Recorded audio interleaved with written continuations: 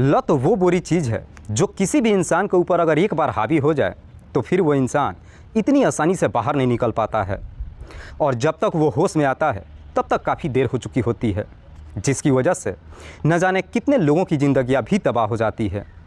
आज की भी कहानी में सेम कुछ ऐसी होता है, जिसकी वजह से ना सिर्फ एक व्यक्ति हमेशा के लिए इस दुनिया को छोड़ के चला जाता है, बल्कि उसके बाद कई लोग सलाखों के पीछे भी पहुंच जाते हैं। वाकई में दोस्तों, आज की जो कहानी है ये आपको भी हैरान कर देने वाली है। नमस्कार, आदाब, मैं हसमुद्दीन और आप देख रहे हैं सफ़र क्राइम तक। आज की जो सच्ची घटना मैं आपको सुनाने वाला हूँ, ये घटना है उत्तर प्रदेश की।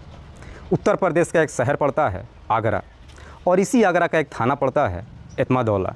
एतमादौला थाने के अंतर्गत एक इलाका आता है फाउंड्री नगर। बात कर रहा हूँ मैं पिछले साल 22 नवंबर की सुबह।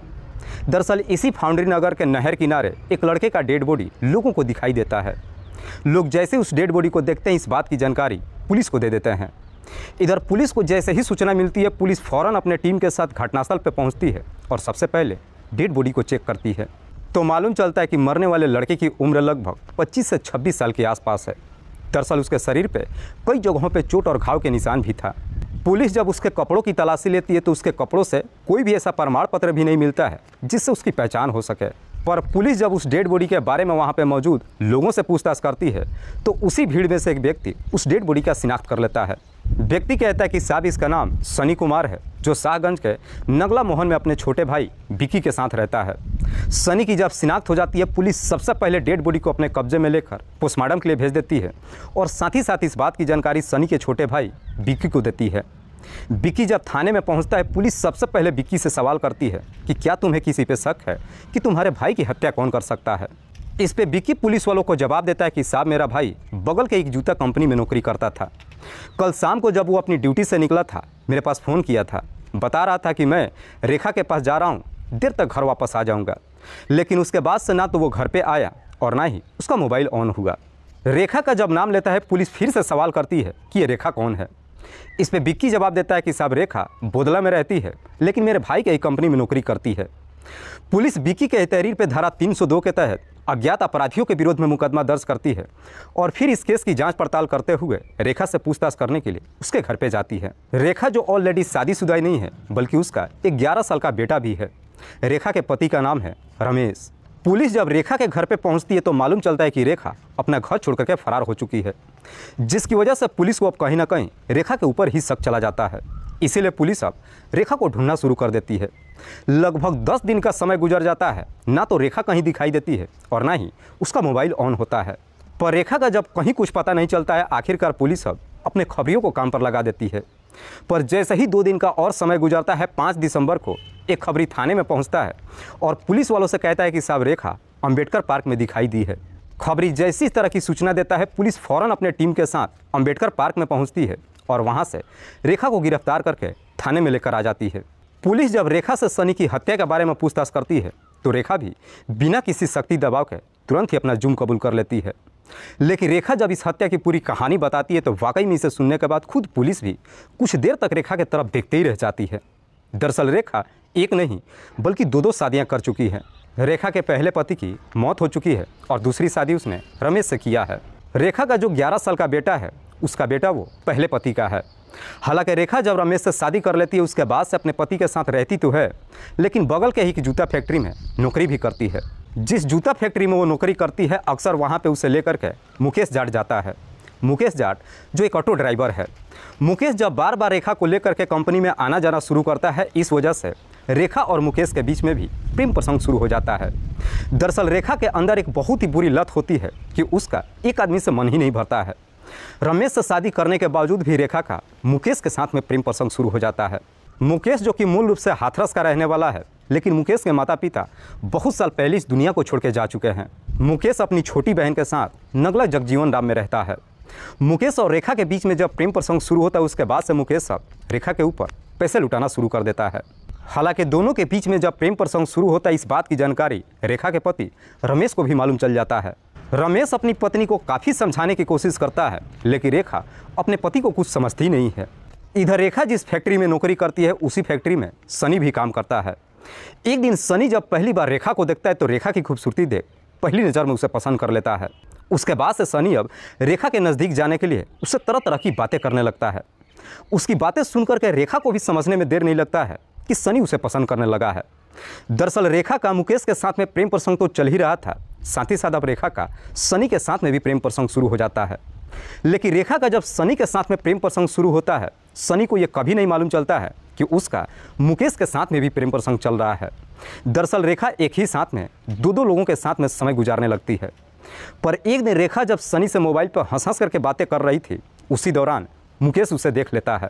मुकेश जब रेखा से इस बारे में पूछताछ करता है तो रेखा भी एकदम से डर जाती है और डर के मारे ही मुकेश से झूठ बोल देती है कि दरअसल सनी मेरे फैक्ट्री में नौकरी करता है और वो मुझसे ज़बरदस्ती दोस्ती करना चाहता है। जब इस तरह की बातें कहती है, मुकेश उसे समझाते हुए कहता है कि आज के बाद से तुम्हें सनी से बातचीत करने की कोई ज़रूरत नहीं है। साथ ही साथ एक दिन मुकेश जाकर के सनी से मुलाकात करता है और अपनी और रेखा को लेकर सारी सच्चाई बता देता है। मुकेश सनी से कहता है कि दरअसल मेरा रेखा के साथ में पिछले 1 साल से प्रेम प्रसंग चल रहा है, बेहतर है कि तुम हमारे रास्ते से हट जाओ। लेकिन सनी को जब सच्चाई मालूम चलता है, सनी भी अपने जिद पर उतर जाता है। दरअसल मुकेश को धमकी देते हुए कहता है कि मैं किसी भी कीमत पे रेखा को नहीं छोड़ सकता हूँ। इसी वजह से मुकेश और सनी के बीच में झगड़े तकरार भी हो जाता है। लेकिन इस बात की जानकारी जब इधर रेखा को मालूम चलता है, रेखा अब सनी से बातचीत करना बंद कर देती है, जिसकी वजह से मुकेश को भी पूरा यकीन हो जाता है कि रेखा सनी को भूल चुकी है। पर जैसे ही कुछ दिन का समय गुजरता है, रेखा फिर से सनी से बातचीत ही नहीं करती है, बल्कि अब उससे मुलाकात भी करने लगती है। पर इस बात की जानकारी जब मुकेश को मालूम चलता है, मुकेश इस प्रकार से गुस्से में आ जाता है कि गुस्से में ही अब सनी को हमेशा के लिए इस दुनिया से ही हटाने का तय कर देता है। लेकिन मुकेश सनी को इस दुनिया से हटाने के लिए सबसे पहले जाकर रेखा से बात करता है। कहता है कि अगर तुमने मेरा साथ नहीं दिया तो मैं तुम्हें भी जिंदा नहीं छोड़ूंगा। रेखा इस प्रकार से डर जाती है कि आखिरकार मजबूर होकर मुकेश का साथ देने के लिए तैयार हो जाती है। उसके बाद से मुकेश अब सनी को इस दुनिया से हटाने के लिए एक षड्यंत्र बनाता है और अपने इस षड्यंत्र में अपने 2 दोस्तों को भी शामिल कर लेता है, जिसमें से एक का नाम है विशाल और दूसरे का नाम है पवन राठौर। ये चारों मिलकर के जब अपना प्लान बना लेते हैं, उसके बाद से इसी प्लान के तहत 21 नवंबर को शाम के वक्त सनी जब ड्यूटी करके अपने फैक्ट्री से बाहर निकलता है, मुकेश सनी के नंबर पर फ़ोन करता है और उससे झूठ बोलते हुए कहता है कि दरअसल मुझे मालूम चल चुका है कि रेखा तुम्हारे बगैर नहीं रह सकती है, इसीलिए मैंने फैसला किया कि आज के बाद से मैं तुम दोनों के बीच कभी नहीं आऊँगा। लेकिन सोचता हूँ कि जब तुम दोनों की ज़िंदगी से मैं जा ही रहा हूँ तो क्यों ना एक आखिरी बार साथ मिल करके पार्टी कर लेते हैं। पार्टी करने की जब बात कहता है, सनी भी मुकेश की बातों में आ जाता है। उसके बाद से मुकेश सनी को अपने बताए हुए जगह पे बुलाता है। सनी जब उस जगह पे पहुंचता है तो वहाँ पे पहले से ही रेखा, मुकेश और मुकेश के दोनों दोस्त ये चारों मौजूद थे। सनी जैसे ही वहाँ पे पहुंचता है, मुकेश सनी को अपने ऑटो में बिठा लेता है और सब के सब शराब के ठेके पे जाते हैं और वहाँ से कुछ शराब की बोतल खरीदते हैं। तब तक रात्रि के लगभग 8 बज चुका था। शराब की बोतल खरीदने के बाद ये पाँचों इसी फाउंड्री नगर के नहर किनारे पहुँचते हैं और वहीं पर बैठ करके शराब पीने लगते हैं। लेकिन मुकेश अपने षड्यंत्र के तहत सबसे ज़्यादा मात्रा में सनी को शराब पिलाता है। सनी जैसे ही नशे में चूर हो जाता है, उसके बाद से सब के सब मिल करके सनी की बुरी तरीके से पिटाई करने लगते हैं। सनी जब बेहोश हो जाता है, उसके बाद से सब के सब मिल करके उसकी गला दबाकर हत्या कर देते हैं और फिर उसकी डेड बॉडी को बगल के झाड़ी में फेंक देते हैं और सब के सब मौके से फरार हो जाते हैं। इधर रेखा भी जब वहाँ से आती है तो अपने घर पर आती है और कुछ सामान लेकर के घर से फरार हो जाती है। वाकई में रेखा जब ये पूरी कहानी पुलिस को बताती है, पुलिस रेखा के ही तहरीर पे उसके प्रेमी मुकेश के साथ साथ उसके दोनों दोस्तों के भी घर पे जाती है, जहां से पुलिस विशाल और पवन को तो गिरफ्तार कर लेती है, लेकिन मुकेश अपना घर छोड़ करके फरार हो चुका था। इसीलिए पुलिस अब मुकेश को ढूंढना शुरू कर देती है। लगभग 20 दिन का और समय गुजर जाता है, लेकिन मुकेश का कहीं कुछ पता नहीं चलता है। इसीलिए पुलिस अब फिर से अपने खबरियों को काम पर लगा देती है। तभी 25 दिसंबर को एक खबरी थाने में जाता है और पुलिस वालों को मुकेश का लोकेशन बता देता है। दरअसल मुकेश अपनी बाइक लेकर चौराहे से अपने घर की तरफ जा रहा था। रात्रि के करीब 2 बजे के आसपास पुलिस मुकेश का रास्ता रोक लेती है, लेकिन पुलिस जैसे ही मुकेश का रास्ता रोकती है, मुकेश पुलिस के ऊपर गोली चलाना शुरू कर देता है। बदले में पुलिस भी जवाब देती है, जिसकी वजह से एक गोली जा करके मुकेश के पैर में लग जाती है।